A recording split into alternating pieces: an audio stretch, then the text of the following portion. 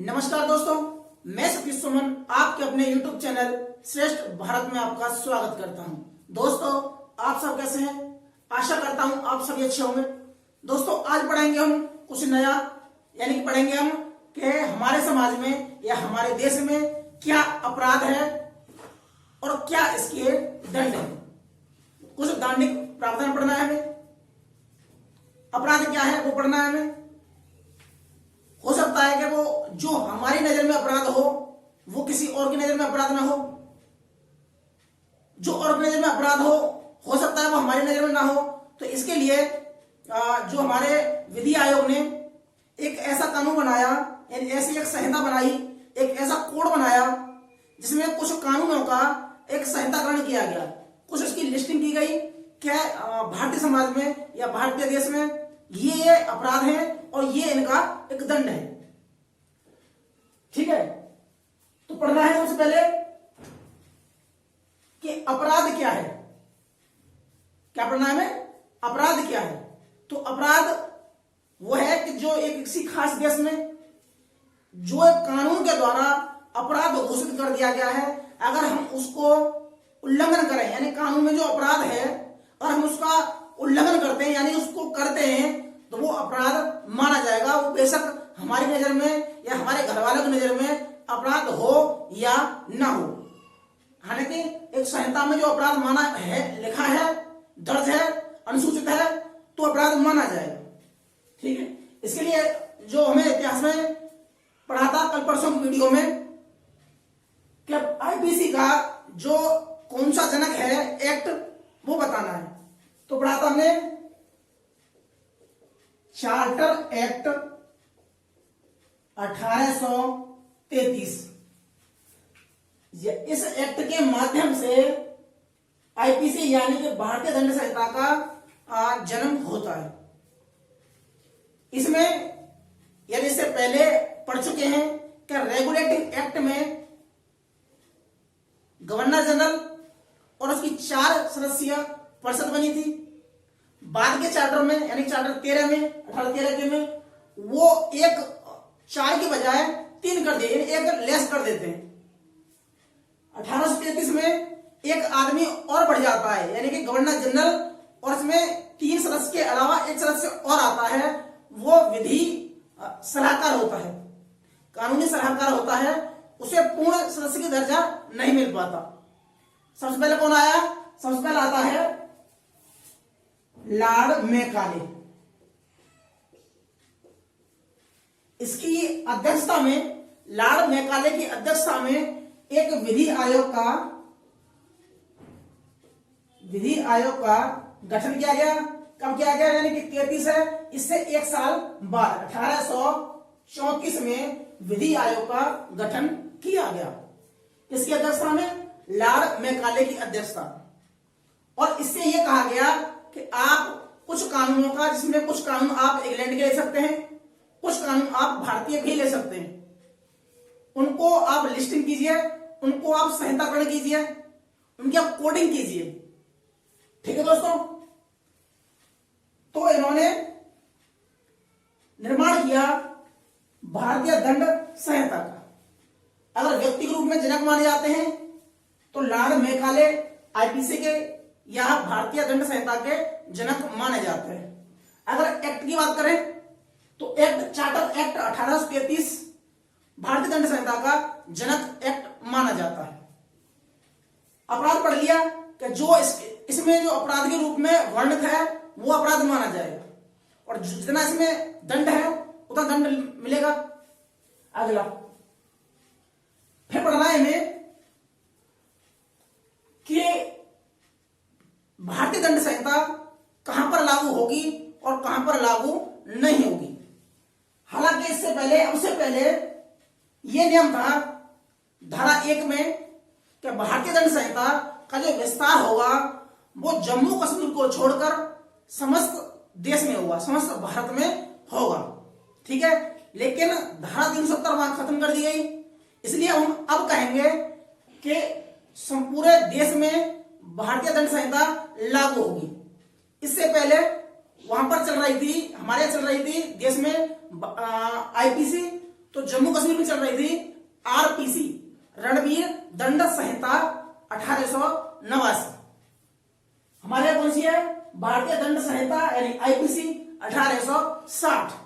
लेकिन अब यहां पूरे देश में चलेगी भारतीय दंड संहिता। अगला कि ये कहां पर लागू है, तो हमने पढ़ लिया कि पूरे संपूर्ण भारत में। कहां लागू है? तो यह है संपूर्ण भारत में। अब प्रश्न आता है कि भारत कहां है? प्रश्न आता है कि भारत कहां है? ये तो क्लियर है कि संपूर्ण भारत में लागू है, लेकिन भारत कहां है, ये अगला प्रश्न है। तो दोस्तों भारत वहां है जहां भी भारतीय व्यक्ति पर जुर्म हो, कोई अत्याचार हो, कोई अपराध हो उसके खिलाफ, तो वहां आईपीसी लगेगी। यानी हम कह दें कि मैं इंग्लैंड में जाऊं और मुझ पर कोई अत्याचार हो या मेरी हत्या हो, तो वहां पर आईपीसी लगेगी, यानी कि वहां भारत माना जाएगा। ठीक है दोस्तों। अगला, तो भारतीय व्यक्ति पर अत्याचार होता है या कोई अपराध होता है तो भारत माना जाएगा, यानी कि जैसा हम यहां पर कानून का प्रसार होगा उसी प्रकार वही कानून वहां भी लागू होगा। अगला, अगर भारतीय व्यक्ति पर या कहते हैं भारत का कोई व्यक्ति अगर पूरे संसार में कहीं भी अपराध करता है तो भी आईपीसी लगेगी, तो वो भी भारत माना जाएगा। तो भारतीय व्यक्ति पर अपराध हो या भारतीय व्यक्ति कहीं पर भी अपराध करे वो भारत माना जाएगा, यानी कि वहां भी आईपीसी लगेगी। ठीक है दोस्तों, तो लिख देते हैं भारतीय व्यक्ति के द्वारा किया गया अपराध या भारतीय व्यक्ति पर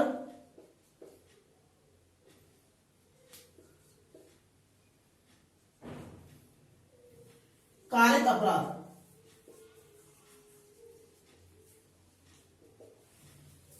ठीक है समझ गए? तो यह तो भारत का आदमी कहीं पर अपराध करता है तो आईपीसी लगेगी। अगर भारतीय व्यक्ति पर कहीं भी अपराध होता हो तो आईपीसी लगेगी। ये हो गया। अगला कौन सा है कि भारत के किसी भी जगह पर या किसी कहीं भी भारत में हो या भारत से बाहर अगर भारतीय झंडा लगा है तो वो भी भारत माना जाएगा। यानी कि हम पाकिस्तान में, अमेरिका में, इंग्लैंड में, किसी भी देश में अगर किसी भी जगह पर भारतीय झंडा लगा होता है तो भारतीय झंडा कहां लगेगा? तो भारतीय झंडा लगेगा एम्बेसी पर, यानी कि जो भारतीय दूतावास होंगे, हर देश में हमारे दूतावास होते हैं, तो हर दूतावास में भारतीय झंडा लगेगा ऊपर। अगर उसकी परिधि के अंदर कोई अपराध होता है तो वहां आईपीसी लगेगी। ठीक है दोस्तों। तो पहला क्या है? भारत के व्यक्ति द्वारा या भारत के व्यक्ति पर कोई अपराध हो आईपीसी लगेगी। कहीं भी भारत का झंडा लगा हो, यानी कि भारत का पूरे विश्व में कहीं दूतावास हो, उस परिधि के अंदर अगर कोई अपराध कारित होता है तो आईपीसी लगेगी। दूतावास, ठीक है दोस्तों। अगला इसमें है, अगर तीसरा पॉइंट है किसी भी पोत पर, यानी कि वो जो समुद्री जहाज हो उस पर या समुद्री जहाज हो या कोई विमान हो, अगर वो भारत में रजिस्टर्ड है, भारत में वो रजिस्ट्रीकृत है, अगर उसमें कोई अपराध होता है, उसमें कोई अपराध होता है जो भारत में रजिस्ट्रीकृत है, चाहे वो भारत के द्वारा हो या किसी विदेशी के द्वारा हो, वो भी आईपीसी माना जाएगा। ठीक है दोस्तों। तीसरा पॉइंट क्या है? क्या भारत में रजिस्ट्रीकृत कोई पोत या कोई विमान, उसमें किसी भी व्यक्ति द्वारा और कहीं भी अपराध हो आईपीसी लगेगी। ठीक है दोस्तों।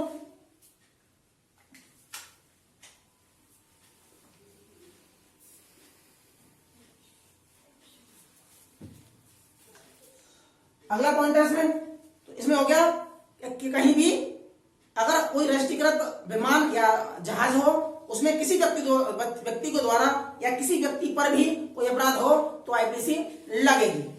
ठीक है दोस्तों, अगला है इसमें कि अगर कोई भारतीय व्यक्ति कहीं जाकर अपराध करता है, यानी कि इंग्लैंड में जाकर कोई अपराध करता है। अब अंतर क्या है, अपराध तो हो गया, जो अपराध करता है हमारे यहाँ अपराध की श्रेणी में है और इंग्लैंड में अपराध की श्रेणी में नहीं है, तो अपराध माना जाएगा या नहीं माना जाएगा। ठीक है दोस्तों, प्रश्न क्या है कि अगर कोई व्यक्ति, यानी कि मैं कह दूं मेरे द्वारा इंग्लैंड में कोई अपराध हुआ लेकिन वहां वो अपराध नहीं माना गया। ठीक है दोस्तों, यानी मैंने वहां शादी कर ली दूसरी, जो वहां अपराध नहीं है लेकिन मेरे देश में यह अपराध है, तो अपराध माना जाएगा या नहीं माना जाएगा? तो दोस्तों वो अपराध माना जाएगा, क्योंकि मैं कौन हूं, भारतीय व्यक्ति, मैं कौन हूं, भारतीय व्यक्ति, और अपराध जो काम किसने किया, मैंने, मेरे द्वारा जो क्या काम है मेरे देश में अपराध की श्रेणी में है, तो अपराध माना जाएगा, बेशक जिस देश में हुआ है वो वहां वो अपराध न हो। ठीक है, समझ गए। अगला प्रश्न है इसमें कि मान लो कोई एक आदमी एक खुले समुद्र में किसी जहाज पर किसी महिला के साथ बलात्कार करता है। दोबारा समझना है कि खुले समुद्र में किसी जहाज पर किसी महिला के साथ रेप करता है, तो अपराध माना जाएगा या नहीं माना जाएगा? तो वो नहीं माना जाएगा। कब नहीं माना जाएगा? अपराध जब होगा वो जहाज की रजिस्ट्री हमारे देश में हुई हो, वो जहाज की रजिस्ट्री हमारे देश में हुई हो, तब वो अपराध माना जाएगा, चाहे वो किसी ने किया हो या किसी पर हुआ हो। अगली चीज, लेकिन यहां क्या कहा है कि किसी भी व्यक्ति द्वारा खुले समुद्र में एक जहाज पर, इसमें जहाज का नाम ये नहीं बताया कि वो रजिस्टर हमारे यहाँ है या कहीं है। एक बात तो इसमें हो गया कि वो रजिस्ट्रीकृत जहाज हमारे यहाँ नहीं है, इसलिए वो अपराध नहीं माना जाएगा। दूसरी बात क्या है, खुले समुद्र में। अब खुले समुद्र का मतलब क्या है, तो एक नियम बनाया कि मान लो जैसे ये हमारा अरब सागर है और ये हमारी बंगाल की खाड़ी है। ठीक है दोस्तों, यहां से अगर 12 मील, यहां से अगर 12 मील तक कोई भी अपराध होता है तो वहां आईपीसी लगेगी। ठीक है दोस्तों, माने 12 मील तक ये भारत माना जाएगा। समझ गए? तो पहला क्या है कि भारत के व्यक्ति द्वारा या भारत के व्यक्ति पर कहीं भी कोई अपराध हो आईपीसी लगेगी। भारत का कोई व्यक्ति कहीं अपराध कर किसी दूसरे देश में अपराध करता है, भले ही उस देश में वो कृत्य अपराध की श्रेणी में ना आता हो, हम जबकि वो कृत्य हमारे देश में अपराध की श्रेणी में आता है, आईपीसी लगेगी। ठीक है दोस्तों, अगर कोई जहाज या कोई विमान हमारे देश में रजिस्ट्रीकृत हो, अगर उस पर कोई भी व्यक्ति किसी भी व्यक्ति पर अपराध करता है, आईपीसी लगेगी। ठीक है, अगर किसी विदेश में मेरे ऊपर कोई अपराध होता है, आईपीसी लगेगी। यानी कि मैं इंग्लैंड में मर्डर करता हूं तो आईपीसी लगेगी। समझ में आ गया? अगला क्या है इसमें कि अपराध क्या है। अपराध हो गया, तो अपराध क्या है हमारा? अपराध जो कानून में जिसे अपराध घोषित कर दिया गया हो वो अपराध माना जाएगा। इसके 4 अवस्थाएं, अपराध की 4 अवस्थाएं, 4 चरण हैं। पहला चरण कौन सा है? पहला चरण है आशय, यानी कि इंटेंशन। अपराध जब ही माना जाएगा जब अपराध करने वाले ने किसी दुराशय से, दुराशय को इंग्लिश में बोलते हैं मेंसरिया, किसी मेंसरिया से या किसी बुरे आशय से या अपराध करने की आशय से किया गया हो कृत्य, वो अपराध माना जाएगा। अगर कोई भी कृत्य करने के पीछे कोई आशय न हो तो अपराध नहीं माना जाएगा। तो पहला कौन सा है कि अपराध जब ही माना जाएगा जब वो किया गया काम, उसके पीछे उस काम के लिए कोई इंटेंशन हो, या आशा हो या मेंसरिया हो। दूसरा कि हमने मान कर लिया कि हमें चोरी करनी है, यानी कि हमें किसी अमुक आदमी का, किसी फलाने आदमी का हत्या करनी है। तो ये क्या आया हमारे अंदर आशा आया कि हमें उसकी हत्या करनी है, ठीक है, इंटेंशन आया। अब इंटेंशन आ गया, अब करना है काम, तो मैं क्या करूंगा, तैयारी करूंगा। तो दूसरा चरण है तैयारी, ठीक है। अब मैं क्या करूंगा, हो सकता है चाकू लेके आऊं या बंदूक लेके आऊं या उसे मारने का कोई और भी साधन हो वो लेके आऊं, तो ये क्या हो जाएगा, तैयारी। लेकिन दोस्तों अगर यहां अपराध करना, ये अपराध का जो आशा मन में लाना कोई अपराध नहीं है भारतीय दंड संहिता के अंदर। समझ में आ गया कि अपराध करने में एक कह लूं कि मुझे बैंक में डकैती डालनी है, मेरे दिमाग में आ जाए कि बैंक में कल डकैती डालूंगा, लेकिन मेरे अंदर क्या आया, आशा आया, लेकिन यहां तक कोई अपराध नहीं है। दूसरा है तैयारी, मैंने कोई सामान खरीद के लाया, किसी को हत्या करनी है, बंदूक लेके आया या तमंचा लेके आया, किसी और लेके आया, यहां तक भी कोई अपराध नहीं है, तैयारी भी कोई अपराध नहीं है। कुल 4-5 केसों में तैयारी अपराध माना जाता है, पढ़ाएंगे बाद में। तीसरा प्रयत्न, यानी कि अटेम्प्ट, हमारे अंदर आशा आया, उस आशा काम को करने के लिए हमने तैयारी कर ली। अब क्या है कि हमें प्रयत्न करना है, क्या करना है, प्रयत्न करना है, उस पर अटैक करना है, भले वो मरे, अभी तक मरा नहीं है, सिर्फ हमने उस पर अटैक किया, तो ये क्या जाएगा, प्रयत्न। यहां अपराध माना जाएगा, यहां अपराध माना जाएगा, बाकी इन 2 जगह में अपराध नहीं माना जाएगा। अगला है अपराध का या जो हमारा आशा था का पूर्ण होना। तो ये 2 जगह अपराध माना जाएगा, इन 2 जगह अपराध नहीं माना जाएगा, ठीक है दोस्तों।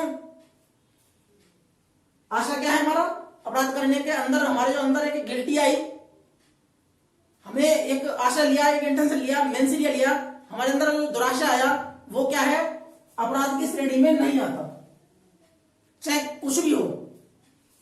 अगला क्या है, तैयारी, ये भी अपराध की श्रेणी में नहीं आता, कुछ 4-5 अपवाद हैं, तो यह तैयारी भी अपराध नहीं है, आशा भी अपराध नहीं है।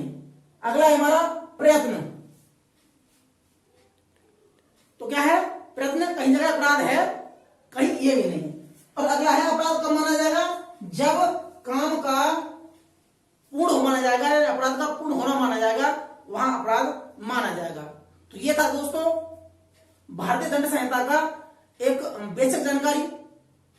अगली वीडियो में हम शुरू से पढ़ेंगे चैप्टर वाइज। तो दोस्तों आशा करता हूं आपको हमारी वीडियो अच्छी लगी होगी। अगर आपको अच्छी लगी है तो उसे लाइक कीजिए, शेयर कीजिए, सब्सक्राइब कीजिए और बगल में जो बेल आइकन है उसे भी क्लिक कीजिए, ताकि हमारी हर वीडियो का नोटिफिकेशन आप तक पहुंचता रहे। मिलते हैं हम अगली वीडियो में, तब तक के लिए जय हिंद, जय भारत।